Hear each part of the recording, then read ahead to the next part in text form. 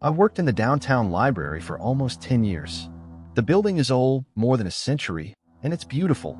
The kind of place with high ceilings, mahogany shelves, and winding staircases that lead to hidden alcoves and forgotten corners. It feels more like a museum than a library.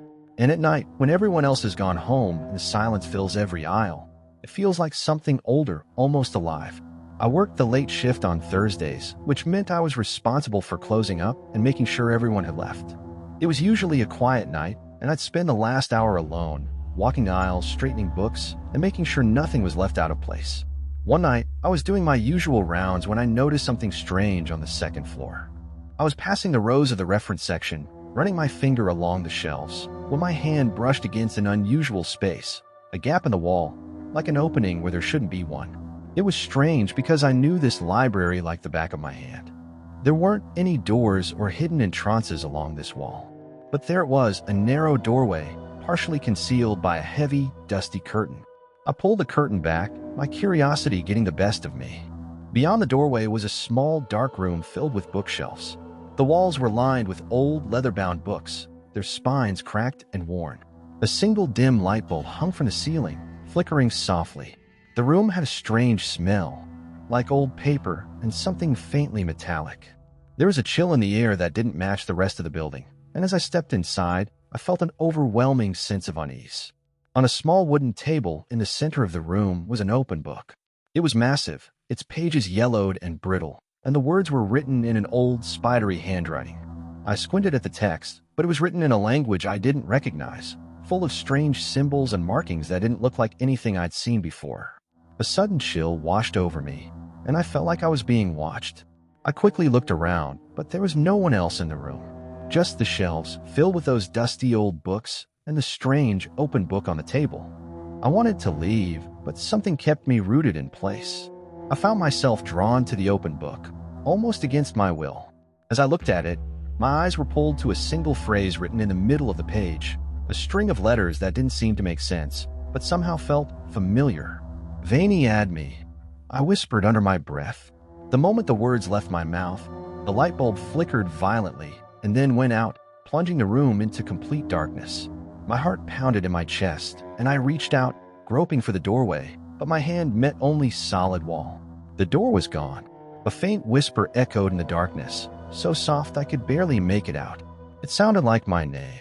I swallowed hard, my mind racing.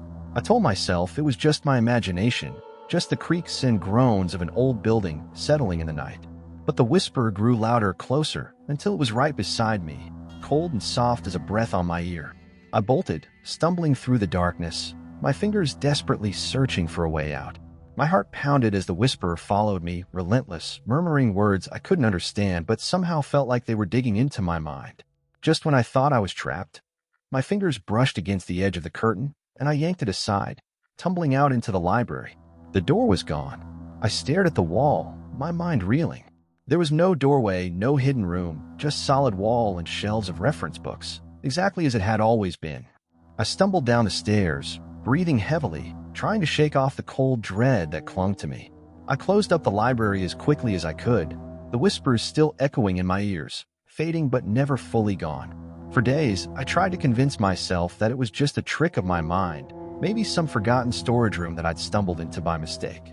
But I couldn't shake the feeling that something had followed me out of that room, something that was still there, lurking in the dark corners of the library. A week later, I was closing up again, doing my usual rounds, when I noticed something strange. There was a single book lying on the table in the reference section, as if someone had left it there. But when I picked it up, I felt my heart skip a beat. It was the book from the hidden room, the one with the strange symbols and markings. And it was open to the same page, with the same phrase written in that spidery handwriting. Asterisk, Veni ad me. Asterisk. My hands shook as I held the book, and I felt a familiar, suffocating coldness creeping over me. I wanted to put it down to run, but before I could move, I felt that same whisper, right beside me, calling my name. I dropped the book and backed away, my heart racing. As I looked around the empty library, I realized that the shadows were deeper than they should have been, pooling in the corners, shifting and moving as if they were alive. The whispers grew louder, filling the air, pressing in on me from all sides. I stumbled back, my gaze falling on the open book. The letters on the page were changing, shifting and twisting into new words, words I could read, as though the book was speaking directly to me. You came to me, it read. Asterisk. Now I come to you. Asterisk. The lights flickered, and I felt the air grow colder, the shadows creeping closer, wrapping around me. I wanted to scream, to run, but I was frozen in place as the shadows closed in, the whispers turning into a low, menacing laughter that echoed through the empty library. The last thing I saw was a figure stepping out of the darkness, its face obscured, its hand reaching out toward me.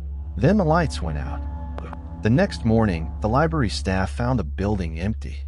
There was no sign of me, no sign of a struggle, only a single book lying open on the table in the reference section, with a new phrase scrawled in spidery handwriting on the last page.